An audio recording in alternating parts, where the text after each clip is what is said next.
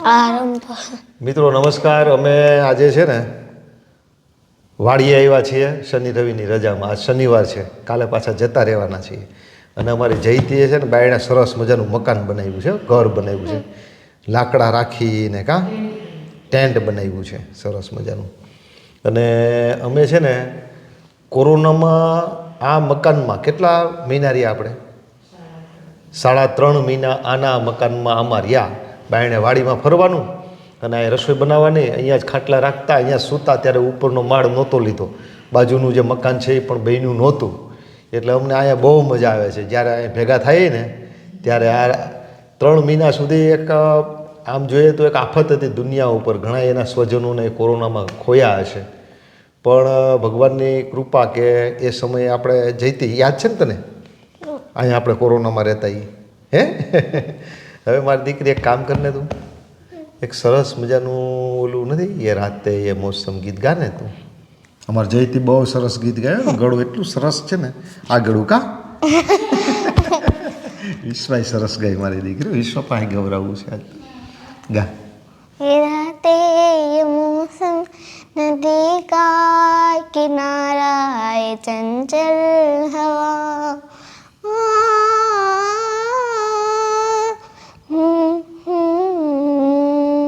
ये राते ये मौसम नदी का किनारा ये चंचल हवा कहाँ दो दिलों ने ये मिलकर कभी हम न होगे जुदा ये रातें ये मौसम नदी का किनारा ये चंचल हवा ये क्या बात है आज की चांदनी में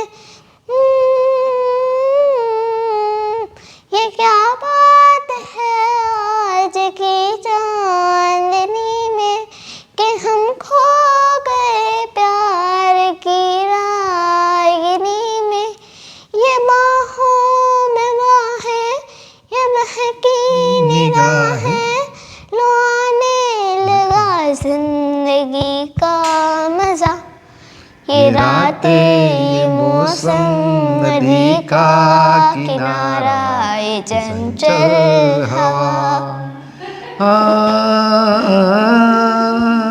બધું ગીરું હે સરસ હો, પણ આખે શબ્દો સરસ યાદ રાખ્યા મને.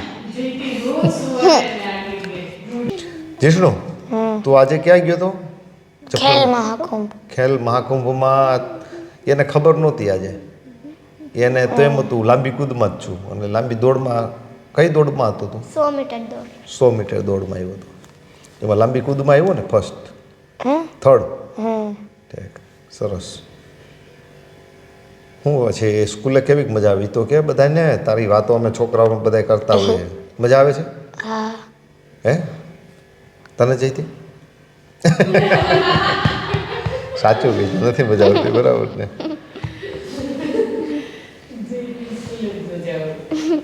ખરેખર તો છે ને સ્કૂલમાં કંઈ હોતું જ નથી. છોકરાઓ જાય છે સ્કૂલમાં અક્ષર જ્ઞાન મેળવવા જાય છે. અને અક્ષર જ્ઞાન મેળવવું ને આપણા જીવનનું એ માત્ર 6 મહિનાનો ટાઈમ જોઈએ. વિશ્વ શું કે 6 મહિનામાં અક્ષર જ્ઞાન મળી જાય. બીજા 6 મહિના કદાચ મેથ્સને આપો, ગણિતને બધો વ્યવહાર કરવા માટે. એવું આટલી જીવનમાં જરૂર હોય છે. એ સિવાયનું ભણવાનું કામમાં શું આવે જીવનમાં? કયું હાલો ચર્ચા કરો. એ બેટા કંઈ કામમાં નથી આવતું. મિત્રો, હું તો સ્કૂલનો બહુ વિરોધી છું, સખત વિરોધી છું. હું ભણ્યો છું, હું સ્કૂલમાં ગયો, પણ મારું સ્કૂલનું ક્યારેક વાત કરું છું. હું સ્કૂલે આમ ભાગ્ય જ હતો. અને કેમ ભણ્યો એ બધાને ખબર છે, બધાને સમજણું. પણ ખરેખર સ્કૂલમાં છે ને આની કેવડો સુવર્ણમય કાળ કહેવાય આ જિંદગીનો. બાળપણની અંદર કેટલો ગ્રાસિંગ પાવર હોય, કેટલી દુનિયા ભણી શકે. પ્રવાસમાં ને આમાં બધી રખડાવીએ ને પ્રકૃતિમાં, પ્રવાસમાં, પશુ પાહેન, પંખી પાહેન, નદીઓમાં, પહાડોમાં ને ખેતરોમાં ને, તો એની એ ને બુનિયાદી જે શક્તિ કહેવાય ને, અંદરનો જે પાવર કહેવાય ને, જે માનવીય સ્તર કહેવાય ને, જે સ્પંદનો છે, આવેગો છે, એનો એ મહામાનવ બને. માણસ ગમે એટલો સ્કૂલમાં ભણે પણ પોતાના આવેગ ઉપર કંટ્રોલ ન હોય, પોતાના વિકાર ઉપર, પોતાના મન ઉપર કંટ્રોલ ન હોય તો એ ભણતર ખરેખર શૂન્ય છે, કંઈ નથી. અને આ બધું માણસ કોઈ દી ભણતરથી નહીં શીખી શકે, ગણતરથી શીખશે. અને ભણતર, શિક્ષણ ક્યારેય સંસ્કાર આપતું નથી. એટલે જ મિત્રો સંસ્કાર છે ને આપણે હાથે જ આપવાના. સંસ્કારનો પહેલો સંસ્કાર છે ને પ્રેમ છે. છોકરાઓને ખૂબ પ્રેમ કરવાનો, ખૂબ સમય આપવાનો. અમારા આ બેટાણિયા તો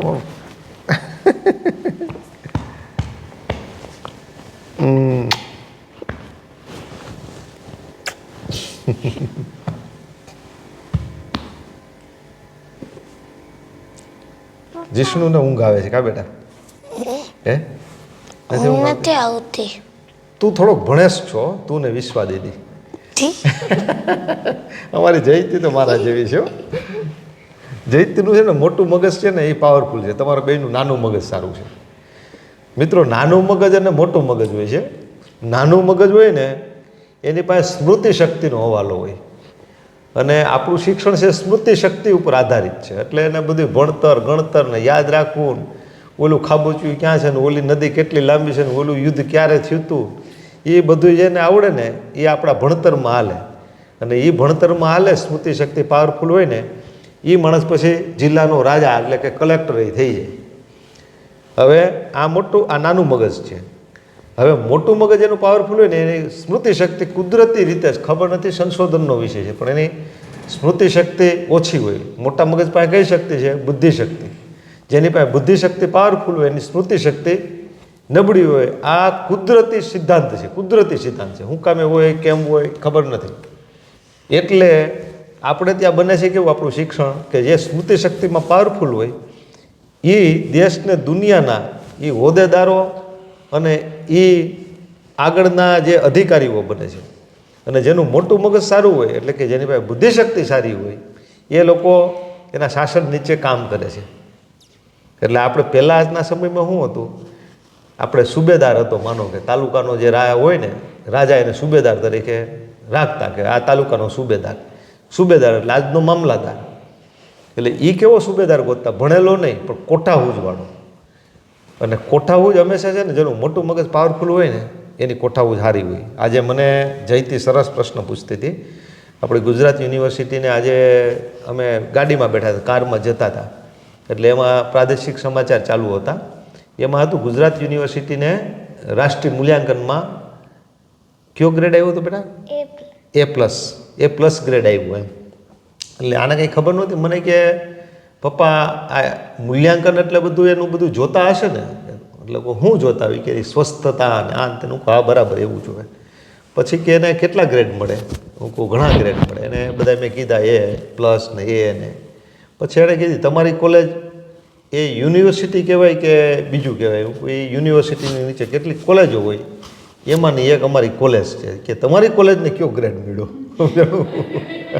મેં એને કીધું પણ ટૂંકમાં મારો કહેવાનો મતલબ એ છે કે આ હે ને બહુ પ્રશ્નો કરે છે. ભણવામાં એટલી બધી જીષ્ણુ જેટલી હોશિયાર નથી, પણ પ્રશ્નો બહુ કરે. અને એવા પ્રશ્ન કરે સમાચારમાં કે બોલવામાં એક શબ્દ આવી ગયો તે શબ્દ વિશેનું એને પૂરેપૂરું એનું નોલેજ મેળવી લે છે. વિશ્વાસ આવું તમને અનુભવાતું હશે. પણ ભણવામાં બહુ મજા નથી આવતી. અને હું એને ભણવામાં ક્યારેય જોરેય નથી આપતો. એને ન જવું હોય તો સ્કૂલે નહીં જવાનું અને નોંધઈ નહીં લખવાની. સ્કૂલ જ એવી પસંદ કરવાની કે જે નોંધમાં ન માનતી હોય એને હાજર ગેરહાજરીમાં ન માનતી હોય એવી સ્કૂલ. અને એમ કહે કે તમારું છોકરું બહુ ગેરહાજરી નહીં પોવાય તો સ્કૂલ બદલાવી નાખવાની. આને લગભગ કેટલી સ્કૂલ બતાવી? 2-3 નામ નથી બોલતો હું, પણ 2-3-4 સ્કૂલો બદલાવી નાખી છે. પણ ઘરે છે ને મારી એવી ઈચ્છા છે.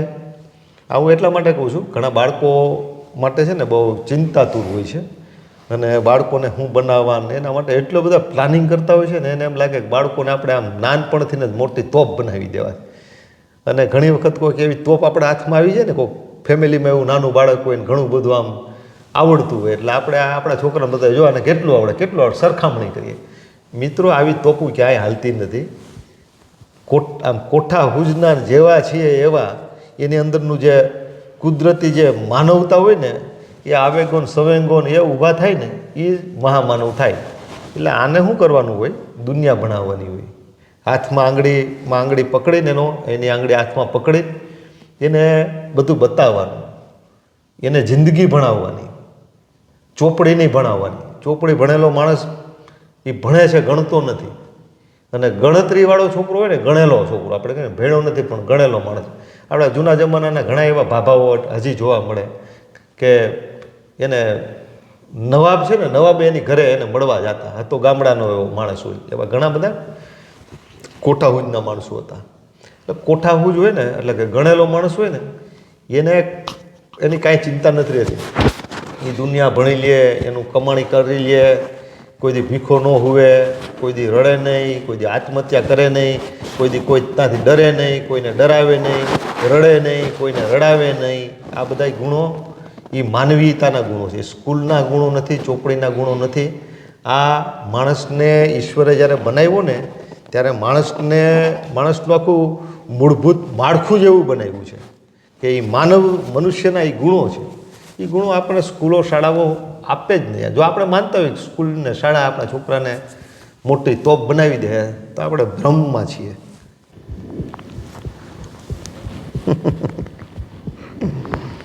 મારી વાલુડી દીકરી, મારી વિશ્વાઈ દીકરી મને બહુ ગમે છો. પણ તું નાની છો ને, એટલે તારા જેવડી વિશ્વા હતી ને ત્યારે હું વિશ્વને એટલો જ પ્રેમ કરતો, એના કરતાંય વધારે કરતો. અને અમારો દીકરો તો છે જ ને, કા જીષ્ણુ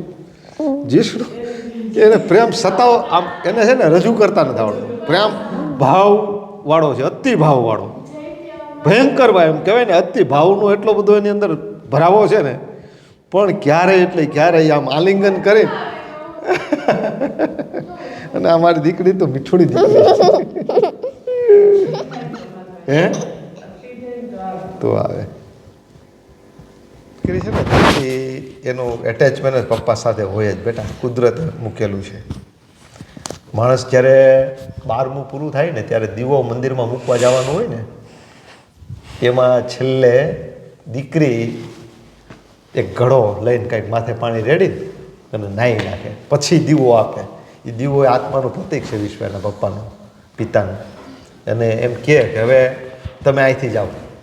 દીકરી જ્યારે એમ કહે ને, તમારા નામનું મેં નાહી નાખ્યું, હવે આપણે કહીએ એના નામનું નાહી નાખ્યું, પછી આપણે એને છોડી દઈએ ને, એમ નાહી નાખે અને દીવો આપે એના હાથે.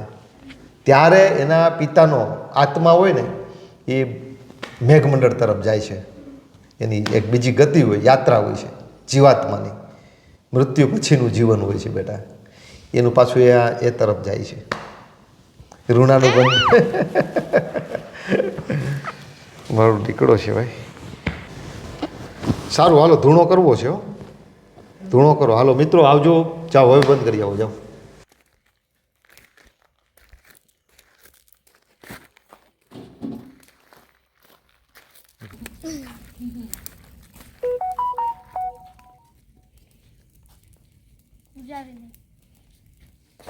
કોથળા પાથરી દો બેટા, અહીંયા બે.